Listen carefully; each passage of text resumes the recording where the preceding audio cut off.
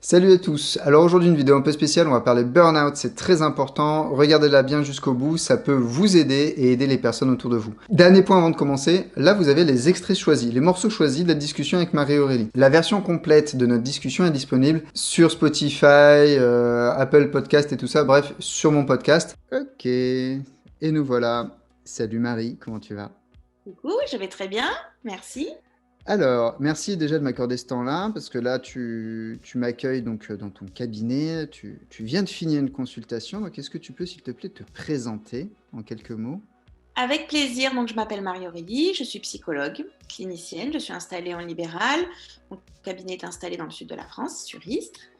Et je travaille donc avec des particuliers dans mon cabinet, puis j'accompagne aussi des entreprises dans la prévention des risques psychosociaux de façon assez large et du burn-out, entre autres, de manière un peu plus spécifique. Alors, le plus simple, c'est déjà qu'on se mette d'accord sur qu'est-ce que c'est un burn-out. Voilà ce que pense Marie-Aurélie sur le sujet. Le burn-out, c'est un épuisement professionnel qui est important.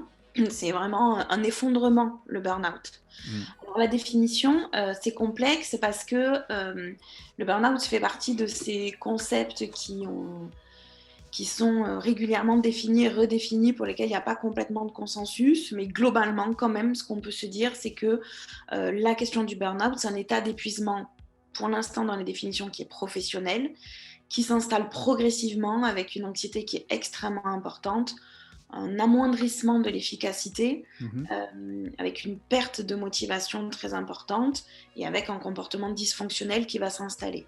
Il y a vraiment cette notion d'effondrement quand on parle d'épuisement professionnel, mais ça n'a rien à voir, le burn-out, avec la fatigue qu'on pourrait ressentir avant des vacances, par exemple. Je vais quand même te donner les trois gros critères qui nous Ah permettent oui. d'identifier le burn-out, parce que Mm. ça, c'est hyper important. T'en parlais tout à l'heure, c'est vraiment la perte du sentiment d'accomplissement personnel, au moment où Mhm. j'ai le sentiment que là, dans ce que je fais, ça ne m'accomplit plus du tout personnellement. Il y a cet épuisement à la fois émotionnel, psychique et à la fois physique. Et puis, il y a la déshumanisation. Ça, vraiment, c'est quelque chose qu'on observe vraiment, la déshumanisation de la relation. Alors, ça peut être la déshumanisation de tes patients quand tu es dans le domaine du soin, de tes clients, de tes partenaires de travail. Il y a vraiment ce côté de la déshumanisation et les trois sont les trois éléments qu'on retrouve quand on est allé au bout du processus du burn-out. D'accord. On va considérer qu'autour du burn-out, l'un des principaux problèmes, c'est la détection. Et voilà comment ça se passe. C'est quoi, pour toi, à l'heure actuelle, le plus gros problème autour du burn-out? Alors, déjà, le problème, c'est que souvent, on mélange le burn-out avec plein d'autres choses. On Ok. peut mélanger le burn-out, enfin, confondre le burn-out avec la dépression, par exemple, Mhm. ce qui n'a rien à voir. On peut mélanger le burn-out avec des problématiques de dépendance au travail. On peut mélanger le burn-out avec des problématiques psychiques, de troubles psychiques qui n'ont rien à voir. Donc ça, c'est la première cause, c'est d'être capable de faire le diagnostic différentiel. Ok. La deuxième cause, c'est que souvent, comme c'est une question vraiment de la relation qu'un individu entretient avec son travail, selon du côté duquel on se place, on peut aussi rejeter la faute d'un côté ou de l'autre. Soit en disant tout est la faute du travail, le problème c'est l'employeur par exemple avec une surcharge de travail, ce qui est Mhm. un problème mais qui n'est pas que ce qui peut entraîner le burn-out, soit du côté de l'employeur en disant bah, le problème c'est Roger, il ne sait pas trop gérer son stress donc c'est pour ça qu'il ne va pas bien. D'accord. C'est vraiment ça. Ok. Donc, en plus d'avoir des responsabilités, parce que qu'on soit clair, hein, le burn-out, il peut potentiellement y avoir des responsabilités internes et externes, mais parfois c'est juste quelque chose qui s'autogénère et que personne ne voit jusqu'au moment où c'est trop tard. Il y a un Oui. côté, tu sais, dans les étapes de résolution de problèmes, la quatrième étape, c'est, enfin, en gros, la première étape, on ne sait pas qu'il y a de problème. La deuxième étape, on commence à voir qu'il y a peut-être un truc qui coince. La troisième étape, la personne qui a le problème s'aperçoit que les autres fonctionnent différemment. Et la quatrième étape, c'est que cette personne-là se dit, ah, mais en fait, j'ai un problème. Il y a une carence, il y a une situation qui doit être adressée. Et en fait, j'ai l'impression que cette quatrième étape autour du burn-out, elle est compliquée à déclencher. Oui, ce que tu dis, c'est très juste et c'est d'ailleurs bien pour ça que le burn-out est si dangereux, parce qu'aujourd'hui, on peut en mourir d'un burn-out. Mm. Donc vraiment, c'est très, très dangereux. C'est que c'est un processus qui est très lent à se mettre en place, très insidieux. Et parfois, quand le burn-out devient visible, entre guillemets, se décompense, ça fait des années qu'il est sous-jacent. et qui ne Hmm. se voit pas. C'est un processus qui est très lent à se mettre en place et le déni est au cœur du burn-out. Généralement, la personne qui fait un burn-out est la dernière à être informée et dans les cas les plus graves, elle prend conscience qu'il y a un problème le jour où le corps refuse de réagir. Au passage, on a oublié de parler d'un truc dans la vidéo avec Marie-Aurélie. Voici ce qu'elle avait à ajouter par la suite qu'elle m'a envoyé par email. Ah, et William, il y a un truc qui est hyper important qu'on n'a pas mentionné dans notre vidéo, c'est que la place des managers, elle est essentielle. Parce que souvent, ce que moi j'ai pu observer, c'est que dans les premiers temps, quand le burn-out commence à s'installer, dans la première phase, bah, c'est plutôt intéressant pour le manager. C'est-à-dire qu'il a quelqu'un qui se dédie corps et âme au travail, qui va hyper s'investir, qui va avoir une amplitude horaire très importante. Et donc, le manager peut favoriser ça, encourager ça. Alors qu'il devrait au contraire être attentif à ce que l'investissement au travail reste mesuré. Et donc, il y a plusieurs signaux qui doivent alerter les managers. Par exemple, quelqu'un qui va arrêter de prendre des pauses pour avancer sur des projets, quelqu'un qui va avoir des amplitudes horaires très importantes sur une journée, quelqu'un qui va répondre aux mails à 23 heures le soir, à 5 heures du matin, quelqu'un qui va travailler le week-end. C'est aussi le rôle du manager de dire « Oh là mon coco, c'est trop ». Il faut ralentir un peu la cadence. C'est bien que tu sois à fond dans le travail, mais il faut que tu sois à fond de façon juste. Parce que même si c'est intéressant à court terme d'avoir quelqu'un qui est hyper investi, à long terme, ce qu'on observe, c'est qu'on a une perte de la qualité du travail, on est moins efficace, on travaille moins bien. Et puis même potentiellement, on a un arrêt maladie pendant de longs mois. Donc pour un manager, c'est pas du tout intéressant. Donc évidemment, la réalité du burn-out, elle est très complexe parce qu'en en fait, on ne s'aperçoit pas jusqu'où ça peut aller un burn-out qui se déclenche. Donc voilà quelques notions autour du sujet que Marie-Aurélie nous amène. Les gens qui te parlent de leur burn-out, parce il y en a quand même dans ce type de formation-là, hein, ils viennent chercher des ressources pour eux aussi. Ils te disent, ah ben moi, il y a un jour, j'ai pas réussi à me lever pour aller travailler. Mais c'est-à-dire, j'ai pas réussi à me lever, je ne pouvais pas bouger le bas de mon corps. Et là, mon médecin m'a prescrit un arrêt de travail.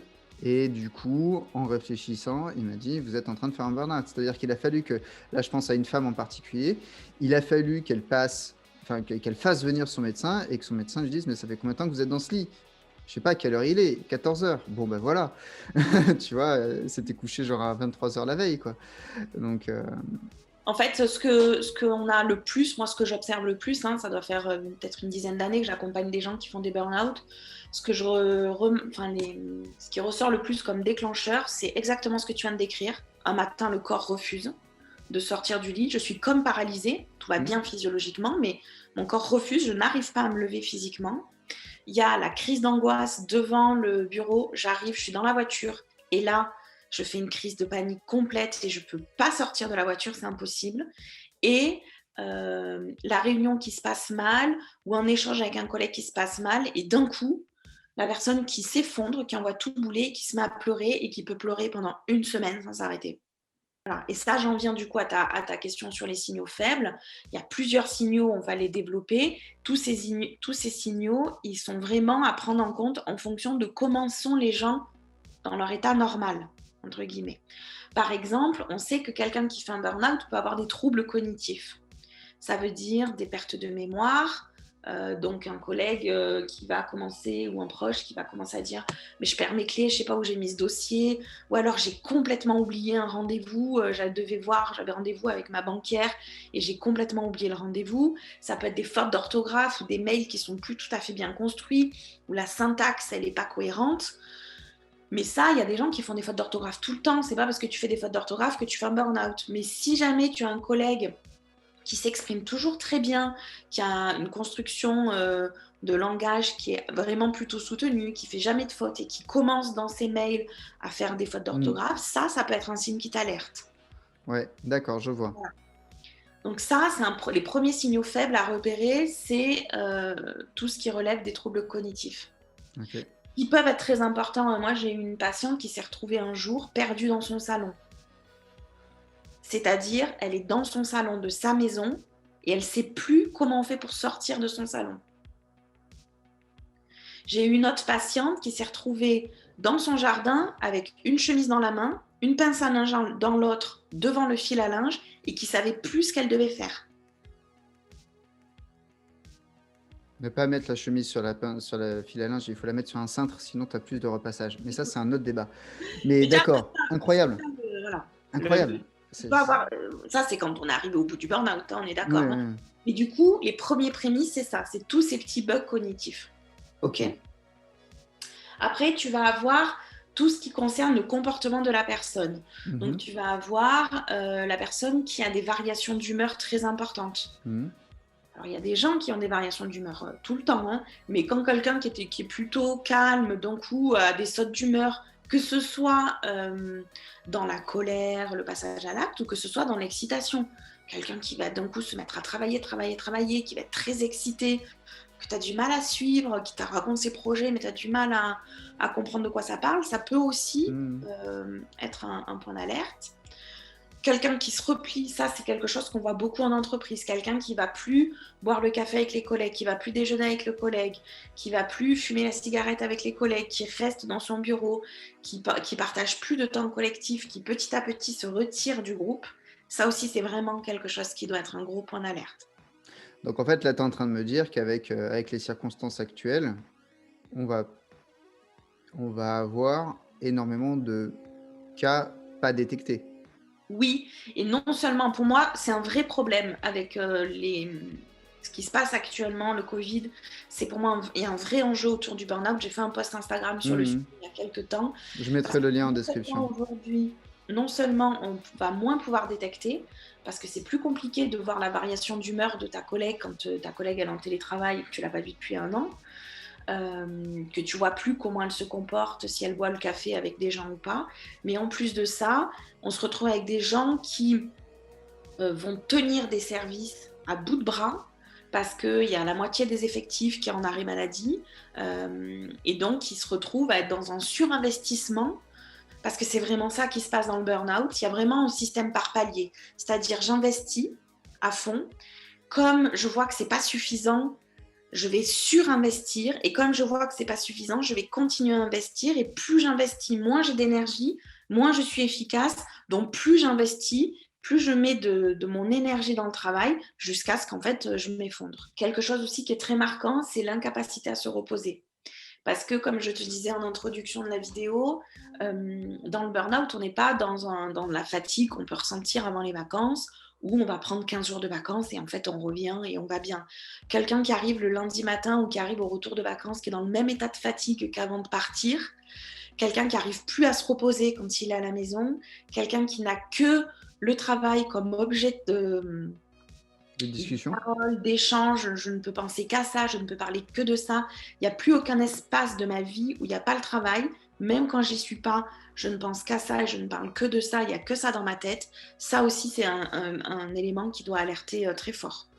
Dernier point qui va nous intéresser et qui est vraiment fondamental pour bien comprendre ça, c'est que le burn-out est une pathologie qui fait encore débat sur sa définition, mais pas sur sa réalité. Malgré ce qu'a pu dire Pénicaud en 2018 sur ça, clairement, le burn-out existe. On est en train d'en élargir la définition, comme l'explique Marie-Aurélie. Les premiers éléments du burn-out, hein, on était vraiment dans des gens qui travaillaient avec un public dans le social très défavorisé. Je crois que les premiers éléments, on a commencé à parler du burn-out vraiment, on était aux États-Unis pour des travailleurs sociaux qui travaillaient avec des personnes qui avaient le sida, qui étaient séropositifs, donc avec vraiment cet investissement en masse. Et donc, on est parti d'abord du champ vraiment du social, qui s'est élargi au champ du médico-social, qui s'est élargi au monde du travail à mission, qui s'est élargi au monde du travail tout court, et qui maintenant sort du cadre du travail. Les définitions, elles parlent vraiment de pathologie dans la relation au travail. Et en fait, ce qui est en train d'être théorisé, mais c'est les recherches actuelles, c'est qu'on va le retrouver dans la sphère familiale, avec le burn-out parental, et probablement avec des rapports à la vie en général. Mais tout ça, c'est vraiment quelle relation j'entretiens avec l'objet avec lequel j'interagis. Et ça, c'est au cœur du truc. C'est pour ça que faire un travail thérapeutique en profondeur, c'est nécessaire pour comprendre quelle relation j'entretiens avec mon travail, qu'est-ce que je vaux sans mon travail, à quoi il me sert mon travail dans ma vie. Parce qu'évidemment, si mon travail, c'est ma mission de vie, si mon travail, c'est ce qui fait l'individu que je suis, l'être humain que je suis, bah, si ça marche pas, ça veut dire que je suis une merde un peu, hein, donc j'ai intérêt à ce que ça marche. Pour boucler là, notre discussion, si tu avais un truc à dire autour du burn-out, ça serait quoi? Un truc, une phrase. Il faut oser, quand on voit quelqu'un qui va pas bien et qu'on sait pas pourquoi, il faut oser lui dire je vois que ça va pas. Ok. Donc c'est oser confronter la chose. Bah, oser dire je vois un truc. Après, peut-être ça n'a rien à voir, peut-être tu vas pas bien parce que tu t'es disputé avec ton conjoint, peut-être tu vas pas bien parce qu'en ce moment, pour tout un tas de raisons, mais moi j'ai vu beaucoup ça dans mon parcours, des gens qui auraient pu être pris en charge plus tôt si les collègues avaient osé, ou les collègues ont dit ouais mais on n'était pas très proches, donc on a vu qu'ils, elles, se repliaient, mais on n'a pas osé trop intervenir, c'est délicat quand on n'est pas proche. Bah si, en fait il faut oser, parce que ça peut sauver vraiment des vies. Donc en fait, le burn-out, c'est le problème de tout le monde. Mmh. Ah oui, c'est une très bonne phrase pour conclure. C'est l'affaire de tout le monde de détecter ce qui se passe chez les gens qu'on connaît, peu ou bien. Et c'est l'affaire de tout le monde de travailler ensemble à faire en sorte que le burn-out ne soit plus un tabou professionnel.